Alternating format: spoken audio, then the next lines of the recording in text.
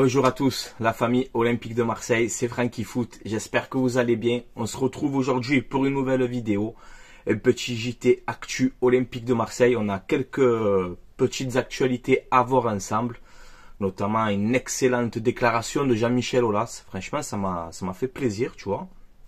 On va un peu voir tout ça ensemble. Installez-vous, la famille OM, comme d'habitude. N'hésitez pas à liker la vidéo, si ça vous plaît, c'est important. Et surtout à vous abonner, voilà, si vous aimez ce que je fais. Je vous remercie à tout le monde du soutien. Et voilà, on démarre tout de suite ce petit JT Actu OM. On a Daniel Riolo, encore une fois, donc ça fait 3 fois d'affilée. Là, Riolo, je sais pas, hein, journaliste d'RMC, consultant d'RMC. Riolo, tu es en forme en ce moment, hein, tu as envie de te lâcher sur l'OM, hein, ça te plaît.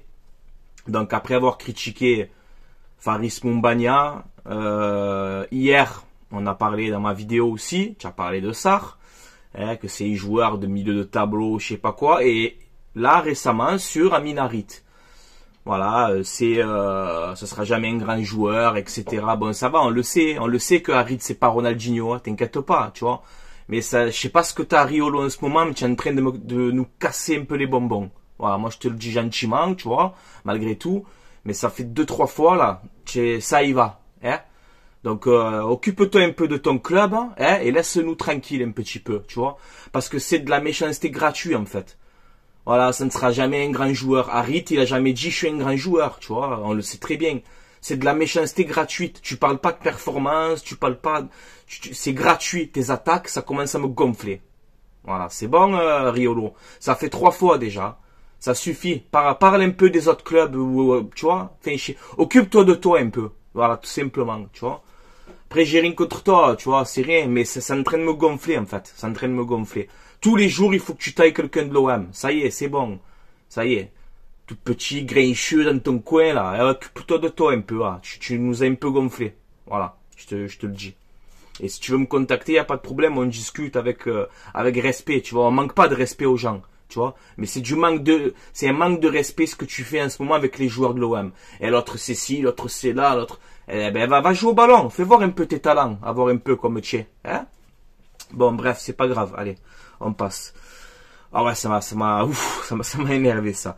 Alors regardez cette déclaration de Jean-Michel Aulas, donc président historique de l'Olympique Lyonnais. Bon, maintenant il est plus à Lyon, mais c'est quelqu'un qui a fait de Lyon un très bon club français, hein, faut dire la vérité. Donc regardez cette déclaration de Jean-Michel Aulas, elle est incroyable. Écoutez bien les gars, il te dit « Je ne sais pas si tout le monde le sait, mais je suis un enfant de Marseille, au départ. J'ai appris le foot avec tapis ici. Marseille a une histoire, un public qui, par sa passion, est le plus grand public de France et peut-être le meilleur d'Europe. » Et magnifique, Jean-Michel. Tu m'as régalé, mais qu'est-ce qui t'arrive, Jean-Michel? Oh, elle est incroyable, cette déclaration. Moi, tu vois, je suis supporter lyonnais, par exemple. Hein. Ça me ferait mal d'entendre ça quand même, tu vois. Mais voilà. En tout cas, Jean-Michel Aulas, qu'on n'aime pas, les gars. Ça fait, pour moi, c'est le plus grand président qui existait en France avec Bernard Tapie. Hein, voilà, c'est la vérité. Hein. C'est qu'on n'aime pas. Il a défendu son club Lyon contre tout le monde. Il a eu des résultats. Et c'est quelqu'un, Jean-Michel Aulas, qui respecte Bernard Tapie. Quand on voit certaines personnes qui s'amusent encore aujourd'hui à casser du sucre sur le dos de Bernard Tapie, que ça me met les nerfs, tu vois. Quand je vois un Jean-Michel Aulas comme ça, qui même par le passé a toujours respecté Bernard Tapie, a toujours bien parlé de monsieur Bernard Tapie, voilà. Donc sur ça, je tiens à te féliciter, ouais, Jean-Michel Aulas, pour cette déclaration. J'aurais jamais cru te féliciter ou te faire des compliments, tu vois. Mais cette déclaration, elle m'a plu. Franchement, dites-moi ce que vous en pensez en commentaire. Mais elle est incroyable, cette déclaration. Donc, voilà. En tout cas, voilà, merci de respecter notre boss, Bernard Tapie. Voilà. Quelqu'un qui a fait beaucoup de bien au foot français. Eh oui, les amis, eh oui. Bref, on continue. Je vous mets le salaire des joueurs de l'OM. Donc, je sais pas si c'est les officiels, mais apparemment oui, ça a été, c'est des infos de l'équipe, je crois. Donc, premier Aubameyang, 650 000 par mois. Deuxième Kondogbia, 450 000. Troisième Veretout, 450 000. Quatrième Correa. Correa, il touche 450 000. Ça, par contre, c'est une grosse erreur de la part de l'OM. Faut faire quelque chose, ça, j'espère qu'à la fin de la saison, oh, 450 000 euros, Correa. Ça fait peur, hein. Ensuite, je vous mets, je crois que c'est le top 10 des salaires, des meilleurs salaires des joueurs de Ligue 1. C'est 10 joueurs du PSG, tout simplement. Mbappé, 6 millions. 6 millions, Mbappé. 6 millions. C'est pas assez incroyable. Dembélé, 1 million passé. Marquinhos, 1 million passé. Bref, c'est... Voilà, et quand on dit... la Ligue 1, malheureusement, il y a personne pour concurrencer le PSG. Vous le voyez aussi dans la grille des salaires. Quand tu vois que le top 10, c'est 10 joueurs du PSG. Voilà, en même temps, comment tu veux avoir une grande Ligue 1 quand c'est comme ça, quand tu n'as pas d'adversité. C'est incroyable. Ensuite, on a le salaire, le top des salaires, mais hors PSG, du coup. Donc, on peut voir que c'est premier Aubameyang, 650 par mois. Deuxième, Ben Yedder de Monaco, 650 par mois. Troisième, Lacazette, 500 000 par mois. Et quatrième, Matic, 500 000 par mois. Donc on peut voir que Lyon, Marseille, Monaco, voilà, il y a des bons salaires. Non, on a de gros salaires quand même, hein, l'Olympique de Marseille. Hein, faut dire la vérité. Il faut vraiment se qualifier pour une Coupe d'Europe. Hein, parce que je sais pas comment on va faire cet été avec tous ces salaires-là si on n'est pas en Coupe d'Europe. Hein. Je vous mets aussi le salaire des coachs en Ligue 1. Donc premier, Luis Enrique, avec plus de 900 000 euros par mois. Deuxième, l'entraîneur de Monaco, Hutter, 250 000 par mois. Donc regardez la différence entre le premier et le deuxième, quoi. C'est impressionnant. Troisième, Vieira de Strasbourg, 230 000. Quatrième, Fonseca, pisté par l'OM, 220 000 il me semble. Cinquième, Stéphane de Rennes, 180 000. Sixième, Gasset, incroyable, 150 000. Et septième, Francaise de Lens, pisté aussi par l'OM, je pense, pour cet été, 150 000 par mois. Voilà. Ensuite, de quoi je vais vous parler, on a, Igor Tudor, vous savez qu'il est aujourd'hui entraîneur de la Lazio. Et ça a été tendu un peu, tu sais, avec Guendouzi à l'OM. Donc, est-ce que les retrouvailles Tudor, Guendouzi là-bas, ça va le faire? Bon, on peut voir qu'apparemment, je sais pas si c'est de la déclaration, mais il n'y a aucun souci. Tudor, voilà, il te dit que c'est un winner. Qu'il a une mentalité exemplaire, enfin tout va bien, alors qu'à l'OM c'était un peu compliqué, là d'un coup il te dit ouais, Guendouzi pour une ville comme Rome, ça peut le faire, je l'ai pas encore vu mais ça va marcher, vous inquiétez pas, bref, on verra bien Guendouzi et Tudor, la relation, ça m'intéresse quand même de voir si ça va être pareil à la Lazio, comme c'était à l'OM, tu vois, c'est un truc que je vais quand même surveiller, voilà. On va parler un peu de quelques rumeurs mercato, aussi vite fait. Donc on a justement, je le répète, Tudor, entraîneur de la Lazio. Et on peut voir que, à ce qui se dit un petit peu, Tudor aimerait recruter Chancel Mbemba et Valentin Rongier cet été pour son équipe. Voilà, donc il veut Rongier et Chancel Mbemba. Alors Tudor, je t'aime bien, tu le sais, grand respect à toi, mais calme-toi quand même. Tu vois, Guendouzi, Mbemba... Roger, si tu veux Correa, je te le donne si tu veux. Si tu veux, je te retour à la Lazio et tout, je te donne Correa si tu as envie. Voilà, mais non, on se détend quand même un peu, tu vois. Bon, après, ça dépend les prix et tout, mais bon, voilà. Là, ils ont fait à peu près le 11 de la Lazio la saison prochaine. S'il y a ces recrues-là, c'est vrai que ça peut faire une très belle équipe de la Lazio, tu vois. Donc, à surveiller quand même, tu vois. Ensuite, on a Marco au Torino, donc c'est le directeur sportif du Torino, et apparemment, il serait satisfait de Vitinha. Incroyable, tu vois. Pour l'instant, je sais pas si c'est de la com après, hein, il y a beaucoup de com dans tout ça. Et là, ce qu'on nous dit, ils sont assez contents du comportement et du niveau de Vitinha là-bas. Donc écoute, on verra bien. Directeur sportif du Genoa, je sais pas si j'ai dit le Torino, excusez-moi. Je sais plus. Bref. Ensuite, on voit que l'OM aurait dans le viseur Kostic. Voilà, c'est le Serbe de 31 ans de la Juve. Alors il peut jouer milieu gauche, il peut jouer arrière gauche, il peut jouer piston gauche aussi dans la défense à 5. Donc un joueur assez polyvalent. Pablo Longoria, très bonne relation avec la Juve. Mehdi Benatia, très bonne relation avec la Juve. Et Longoria aussi aurait de bonnes relations avec l'agent de Kostic. Voilà, donc à surveiller cette piste-là. À Francfort, c'était bon. Après, à la Juve, c'est un peu plus compliqué. Mais je dirais pas non quand même. Ça peut être un joueur qui peut nous faire du bien, je pense, à l'Olympique de Marseille. On verra bien. Je ne sais pas. Ensuite, il y a encore cette rumeur qui sort, comme quoi l'OM pisterait Adara Boyo. Voilà, c'est le défenseur anglais de Fulham, 26 ans. Voilà, il fait apparemment de bonnes performances. Alors, je le connais pas très bien, je vais pas te mentir. Mais on peut voir qu'il y a de la grosse concurrence. Alors, Fulham aimerait le prolonger, mais tu as Liverpool et le Milan aussi dessus. Donc voilà, si je me dis qu'il y a Liverpool qui sont intéressés, le Milan assez, je pense que ça doit être un bon défenseur. Donc à surveiller ce joueur-là par la suite. Voilà. On va finir par deux actus là. On peut voir que le premier match donc des JO 2024, hein, donc les JO à Paris, tout ça là, on peut voir que le premier match c'est au Vélodrome le mercredi 24 juillet, France-États-Unis. Voilà, donc c'est intéressant. Hein. Pourquoi pas aller voir ce match aussi, ça peut être intéressant.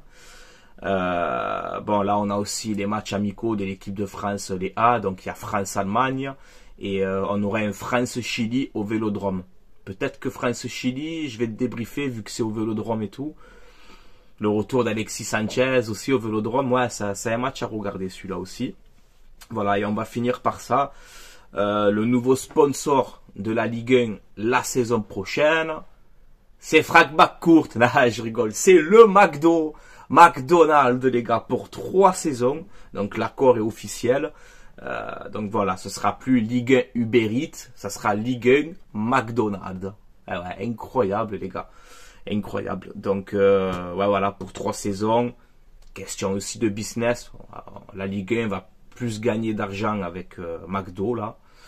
Donc voilà, dites-moi ce que vous en pensez. Je sais que ça fait réagir beaucoup sur les réseaux, mais en même temps ça va les gars, on avait Uber Eats, hein. C'est pas mieux que McDo non plus quoi. Donc bon, voilà. Franchement, en vérité, je m'en fous moi de ça, que ce soit McDo, Uber Eats, Quick, je m'en fous, tu vois. Si les clubs français gagnent plus d'argent ou la Ligue 1 gagne plus d'argent avec McDo, ben pourquoi s'en priver au final, tu vois. Bon. En plus, j'aime McDo. Voilà. Qu'est-ce qu'il y a? J'aime McDo. Voilà. Le Big Mac, j'adore. Voilà. Qu'est-ce qu'il y a? Voilà.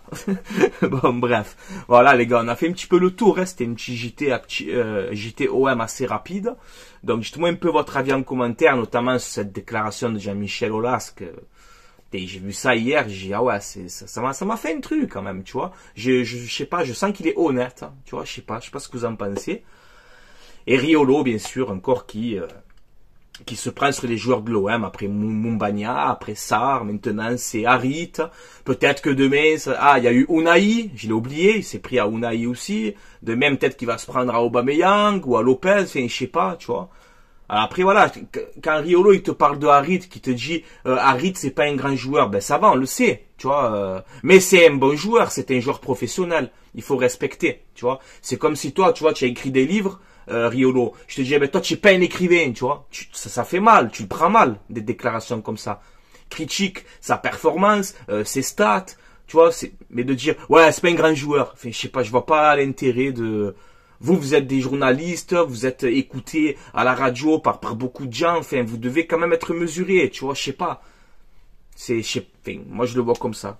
Tu peux critiquer un joueur sur ses performances et tout, mais tous les jours dire, oh lui c'est pas un grand joueur, oh lui il est bidon, oh lui si, oh lui là, je sais pas, vous êtes écoutés, je t'ai dit, par beaucoup de gens sur les radios, quoi. Je sais pas, un peu plus de classe, tu vois, un peu plus de classe on aimerait, monsieur Daniel. Un peu plus de classe. Voilà. Parce que c'est facile hein, de dire ça. Moi aussi, je peux dire Sakachene, ben c'est pas un joueur de ballon, tu vois, je peux le dire. Grégory Bourillon, ben il était bidon, tu vois, ça rime. Tu vois, moi aussi, je peux en sortir, c'est facile, comme ça. Vous êtes des journalistes, vous êtes dans les radios, ben je trouve que vous devez vous comporter mieux et analyser mieux la chose, tu vois. Harit, il a jamais dit, je suis un grand joueur, tu vois. Mais ça reste quand même un bon joueur de Ligue 1, tu vois. Si tu aurais dit, si encore t'aurais dit, Harit, c'est pas un grand joueur, mais ça reste un bon joueur pour la Ligue 1, tu vois, à la limite, ça passe. Mais là, Harit, c'est pas un grand joueur. Enfin, voilà, c'est, ah ben, bravo, bravo. Ah ben, Riolo, tu sais pas écrire, alors. Voilà, tu sais pas écrire de bouquin, voilà. Riolo, tu sais pas analyser à RMC là-bas, tu sais pas analyser les matchs, voilà. Ça te fait plaisir? Ça fait pas plaisir. Donc voilà, c'est vrai qu'il y a des choses. En ce moment, je sais pas, remets-toi un peu en question quand même, tu vois. Et en plus, c'est pas question que tu es supporter du PSG et moi de l'OM. Hein. Franchement, moi je m'en fous de ça. Chacun est supporter de qui il veut, je m'en fous.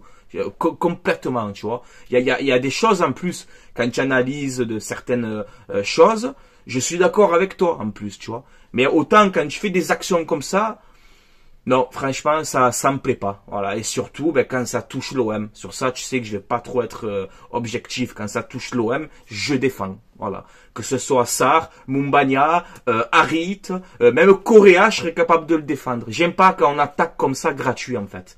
Voilà. Quand il n'y a pas d'argument derrière, tu vois, j'aime pas. Ça se fait pas. Je trouve que le rôle que vous avez, vous, les médias et les journalistes et tout, ben, vous devez faire mieux que ça. Certains d'entre vous. Voilà. Bon, bref. Après, ça va, il n'y a pas... Ça reste du foot, on va pas s'embrouiller pour ça, tu vois. Mais un peu plus de classe, ça serait bien. Voilà, les gars. Bon, on a fait un petit peu le tour, comme d'habitude, les gars. À vous de commenter, tranquillement, avec le respect. Supporters marseillais, supportrices marseillaises, supportrices d'autres clubs, il n'y a pas de problème. Tant qu'il y a le respect, il n'y a aucun souci. Vous pouvez donner votre avis en commentaire. Et voilà, on a fait un petit peu le tour, je vous tiens au courant, parce qu'il y a un peu d'autres actualités, ben, je referai une vidéo. Trêve, pas la trêve, les gars. On est là, on enchaîne, quand il y a de l'actu, on y va, et on le fait, et c'est toujours un plaisir de faire ça. Voilà. Tant que je t'ai dit, tant que je pourrai, que j'aurai la force, le temps, et tout ce que tu veux, ben, je continuerai, parce que ça me plaît, c'est l'Olympique de Marseille, et je me régale à commenter les actus de l'OM. Voilà, c'est mon club de cœur. C'est comme ça, les gars. J'y peux rien. On est né avec ça. Voilà. Voilà, les gars. Bon, allez, je vais vous laisser là. Portez-vous bien. Passez une bonne journée ou une bonne soirée. Et on se dit à très bientôt pour une prochaine vidéo. Allez, l'OM. À la vie, à la mort, les gars. Comme d'habitude. Et à Minarit. Soutien à toi. N'écoute pas. Moi, je te dis... T'es un bon joueur de Ligue 1 et prouve-le encore une fois que, ouais, je t'ai dit, t'es pas Zinedine Zidane, mais tu es un joueur professionnel, t'es un très bon joueur de Ligue 1 et force à toi dans les trucs comme ça parce que moi j'aime pas quand on s'attaque gratuit comme ça, sans argument, j'aime pas, ça me plaît pas, voilà. Allez, passez une bonne journée, une bonne soirée les gars, allez l'OM, à la vie à la mort. Ciao tout le monde.